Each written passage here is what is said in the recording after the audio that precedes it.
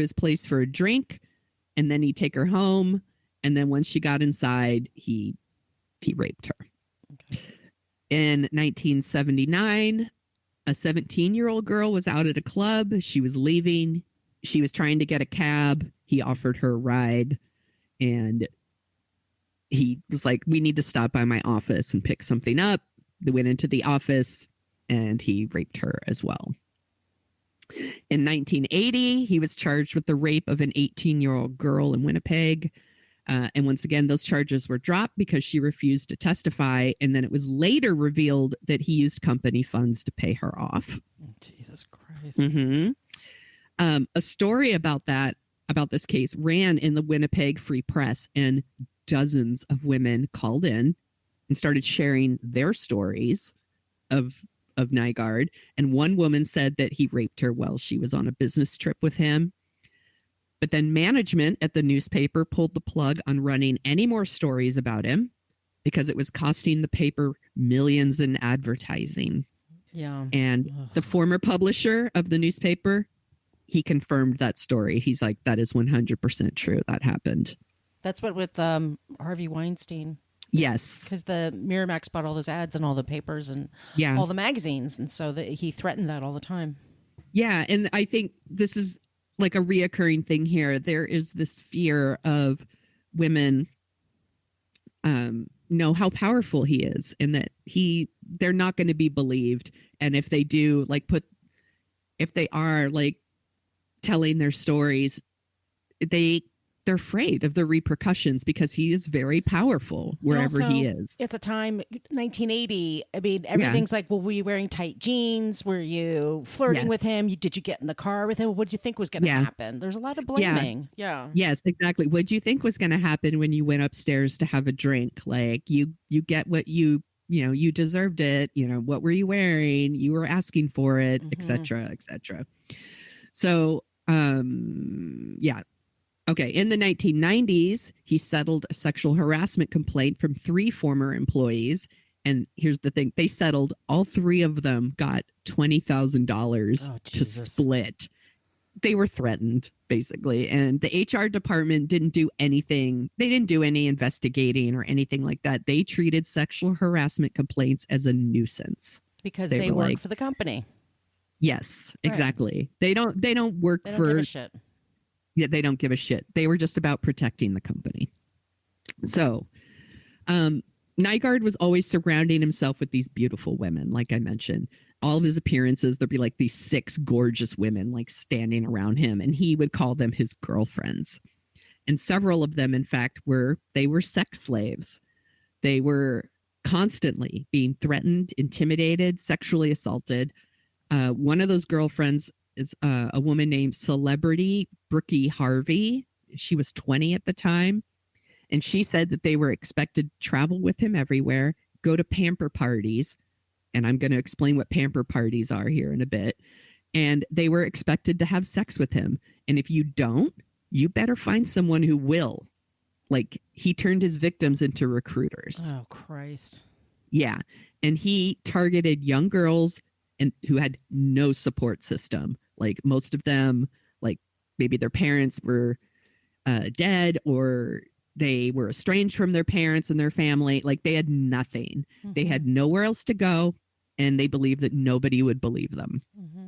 So he raped Harvey not very long after she was, introduced to him, and she actually got pregnant, and she wanted to keep the baby, and he talked her into getting an abortion. Mm-hmm. And investigations revealed that he very often would get his girlfriends, and I'm going to put that in quotes, pregnant, and he would pay for abortions. This is a real thing. I'm not making this up. He would pay for abortions and then take the stem cells and have them injected. Oh, for God's sakes.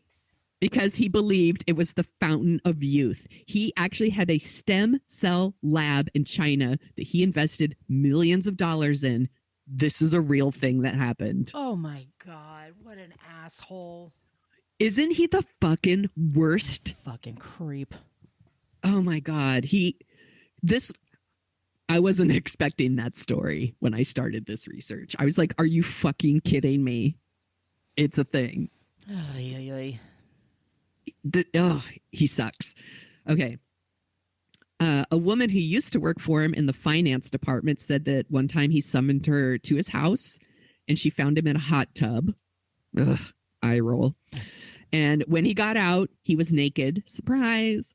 And she was like, well, that's enough of that, right? So she like took her computer and left. She was like, slapped the laptop down. Bye. Like left. Yeah. And then she confronts him and she's like, that's not appropriate. And, and he does this like, what's the big deal? We're all born naked. Blah, blah, blah. Like, it's just fuck you. What's a big deal? Such an asshole. She said a few months later, she was summoned to his house again. She was doing some work and he offered her something to drink.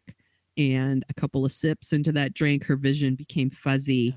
She couldn't feel her hands. She passed out. And he raped her. So awful. It gets worse.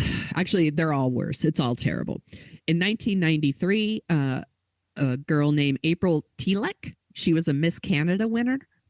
She wanted to be a model actress. That was her big goal. And she was friends with Peter Nygard's niece and nephew. And she was doing all these pageants, and her friends, the nephew and niece, got Peter Nygard to like sponsor her clothes for the pageant. So she would go on these pageants and she'd be wearing Nygard clothes and all that stuff. Eventually, he asked her to model for their signature line, and he offered to fly her to Winnipeg for fittings.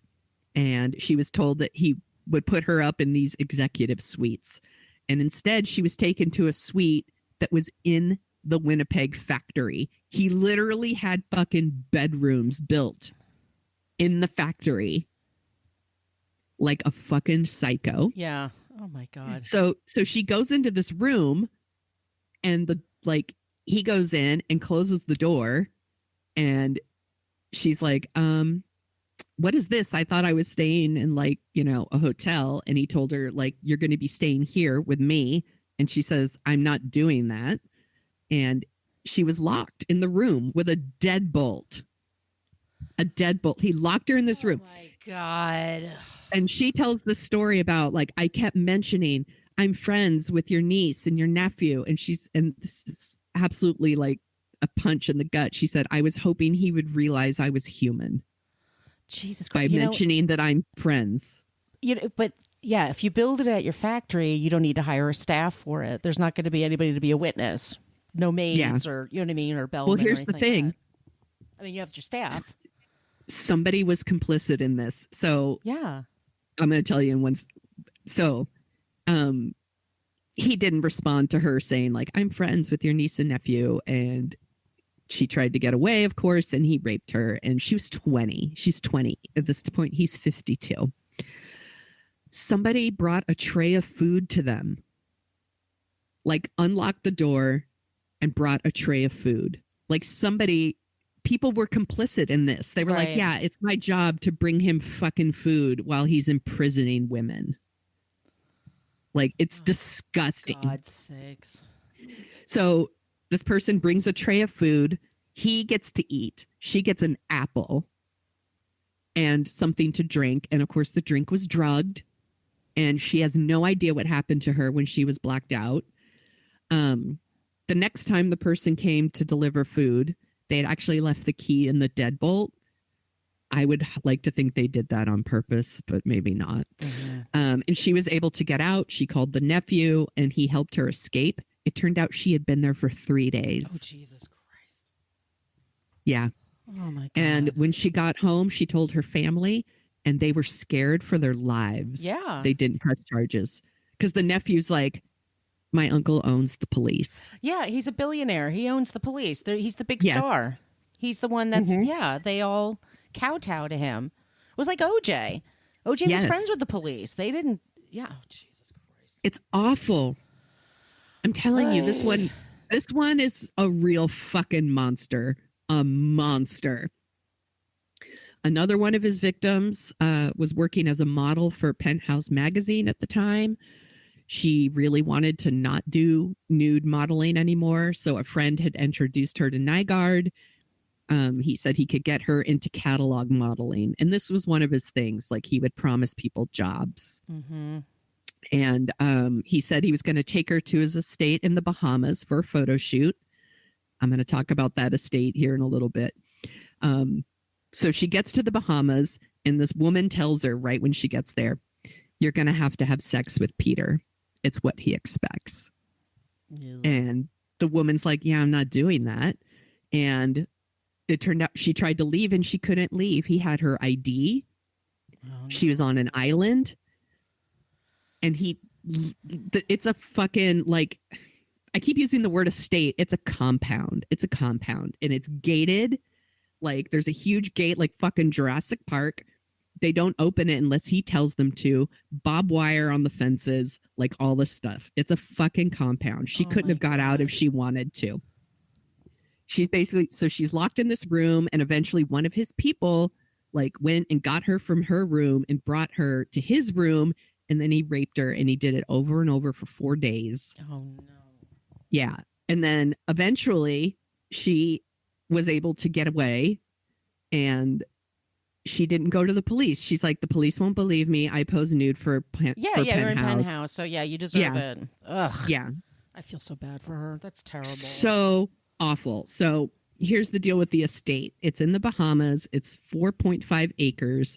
It's got lagoons and little rivers. And I mean, it looks like a little paradise. You can like swim like up these rivers like you would a path, right? To like, I'm going to take this little river and swim up to the bar or his disco or, you know, whatever. And he had these structures that look like Mayan temples. Like, it's massive. It's an island that he shares with another billionaire named Louis Bacon. And we're going to talk about him in a little bit too. And like I said, it was on the lifestyles of the rich and famous. Like, Oprah did a show from there once. Like, all kinds of shows were done on this thing. And he would throw these parties all the time that he called pamper parties. And it was a place for aspiring models to relax and have drinks. And they could like have a delicious meal and have manicures and massages. But these parties were really just a way for him to have sex with women, whether they wanted to or not. And when I say women, I mean girls. These were girls. Oh, Jesus. The age of consent in the Bahamas is 16. Mm-hmm. A lot of these girls were local. They could be as young as 13. And he was always on the local news in the Bahamas as someone who was doing good for the community. He was always like giving money to like politicians and things like that. Yes, he's right? breaking the law. He needs people on his side. Yeah. Exactly. So they're seeing him on the news as someone who's like, he super loves the Bahamas. Yes. Mm-hmm. They thought he was a good person. They thought he was safe. And it turns out he's a monster. So these poor girls go to these parties and they're getting their nails done and they're not old enough to drink, but he's like, it's a private party. You can drink if you want. And they like have a drink. And eventually they would end up in a locked room with Nygard. So one girl was 14 and she told this story in Unseamly in the documentary. She said that she walked in and there's like this huge dinner table and he's at the head of the table and he is just surrounded by 20 drop dead gorgeous girls, you know, and she's like, oh my gosh, like I would love to be one of these girls. They're so beautiful and they look like they have everything. Mm-hmm. And he's like, you come sit next to me, you know, come and taps the seat. And she, like I said, 14, she's never had a drink before. And they just keep filling up her drink. And at some point he gives a bartender like a little sign and they put a pill in her drink. And this is his thing. He does it. This is like, yeah. Oh, God. So she instantly feels terrible. I fucking hate this guy so much. He's the worst. Oh, I'm telling you, legit fucking monster. She says she wants to leave. He offers to walk her out. He just walks her to his room, locks her in there, you know, and rapes her. Oy. And if a girl says no, it was the staff's job to convince that girl to change her mind. And if she didn't change her mind, she would be drugged.